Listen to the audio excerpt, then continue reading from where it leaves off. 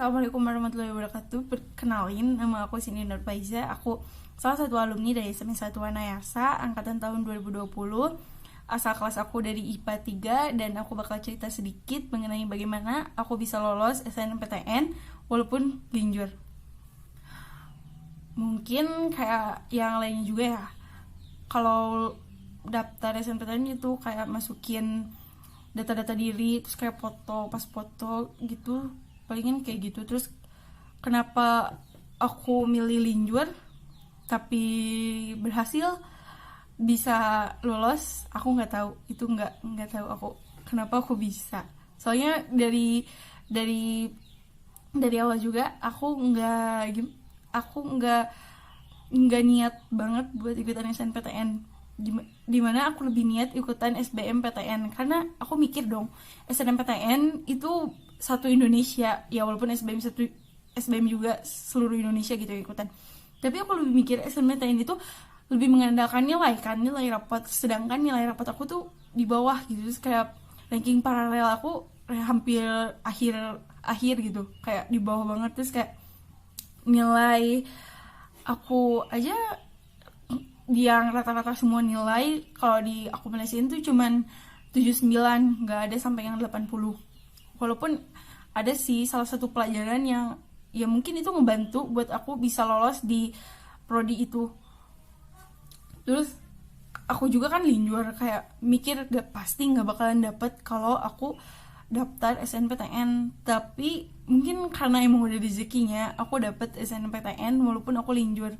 Yang pertama, aku itu daftar di Unpad dengan program studinya itu hubungan internasional untuk pilihan pertama, dan pilihan keduanya itu sastra Jepang. Walaupun dari dulu aku gak pernah kepikiran mau daftar ke Unpad dan ngambil HI sama Sasjep, itu aku nggak kepikiran sama sekali. Karena dari dulu aku tuh ambisinya tuh sama UGM. Pokoknya aku mau ngambil UGM, aku mau psikolog. Tapi pas waktu mau daftar SNMPTN itu kata guru BK-nya itu, kalau kamu mau daftar SNMPTN lebih baik kamu ngambil yang di daerah Jawa Barat karena peluang dapetnya itu lebih besar daripada yang di luar daerah Jawa Barat. Karena kayak bakal lebih diprioritasin orang-orang yang berasal dari daerah Jawa Barat. Terus ya udahlah milih dulu Unpad kan, karena ini tuh kayak nggak niat banget gitu buat ikutan, karena ya sayang aja sih nilai masuk ranking paralel gitu. Terus kayak yaudah masukin aja. Terus kayak pas milih-milih juga kayak apa ya, pas bener-bener buat submitnya itu aku 1 hari gitu, 2 hari sebelum penutupan kayak yaudahlah gak terlalu mikirin. Terus kayak udah semuanya tuh. Terus kayak pas kan karena aku nggak terlalu ngikutin SNMPTN, pas hari H-nya juga, pas hari H pengumuman banget itu, aku nggak tahu itu kalau hari itu pengumuman.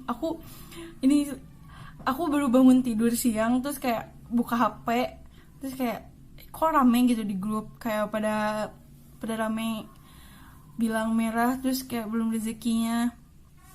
Teman-teman aku juga rame, terus kayak apaan sih sekarang, ada apa sih kok rame banget di grup gitu. Terus kata teman aku, nanya ke teman aku, terus kata teman aku teh, oh iya hari ini tuh pengumuman buat SNMPTN katanya, yang lolos atau enggaknya. Terus kayak aku tuh lihat di grup juga banyak anak-anak yang nilai dan rankingnya tuh di atas aku itu nggak pada lolos.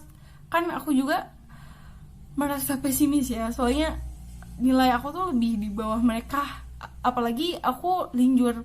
Terus kayak gak mau buka gitu. Terus kayak ya udah hopeless banget gitu. Terus kata teman aku tuh, buka aja nggak apa-apa walaupun nggak dapet juga. Ya udah aku buka. Pas buka tuh kayak kok hijau gitu. Terus aku dapet ya.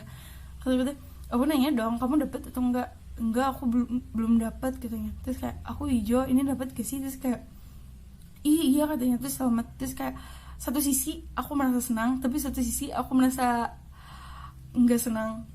Senangnya aku bisa lolos SNMPTN lewat ya walaupun linjur, tapi ya itu satu sisinya aku merasa bersalah, kayak aku ngambil jalur anak IPS soalnya aku linjur. Terus kayak ini tuh bener gak sih aku linjur gitu. Terus kayak ngambil haknya anak IPS, aku merasa kayak duh aku gak mau bilang-bilang kalau aku lulus, tapi yaudah aku bilang dong. Terus kayak aku juga bilang ke mama aku, soalnya kan mama aku tuh nggak tahu sama sekali kalau aku tuh daftar SNPTN. Gak ada satupun keluarga aku yang tahu kalau aku daftar SNPTN. Aku daftarnya tuh kayak daftar aja karena kan emang gak niat-niat banget gitu, daftar aja. Terus kayak mama gitu, kamu dapat gitu, kayak mama gitu, kamu dapat, iya aku dapat. Masa sih, kayak mama aku juga nggak percaya gitu aku dapat.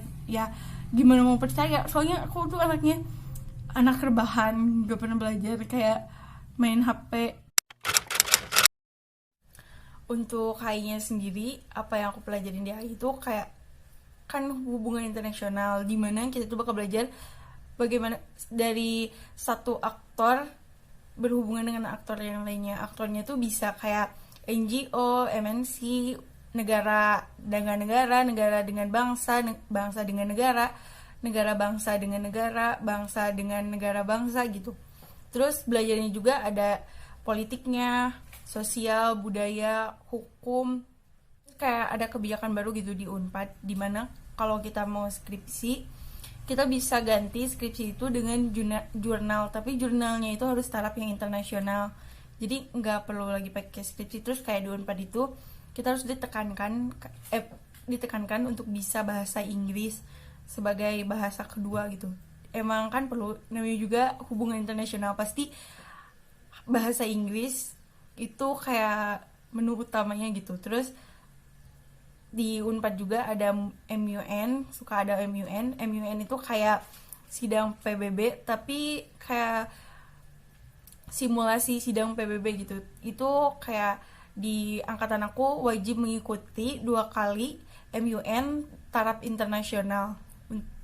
Jadi itu kayak persyaratan buat lulus. Terus kayak ada beberapa persyaratan buat lulus, harus aktif juga, ya kayak gitu.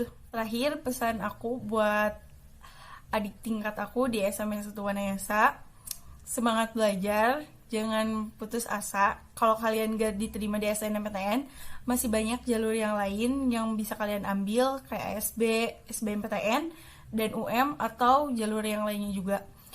Aku percaya kalian bakal bisa, dan aku tunggu di Unpad.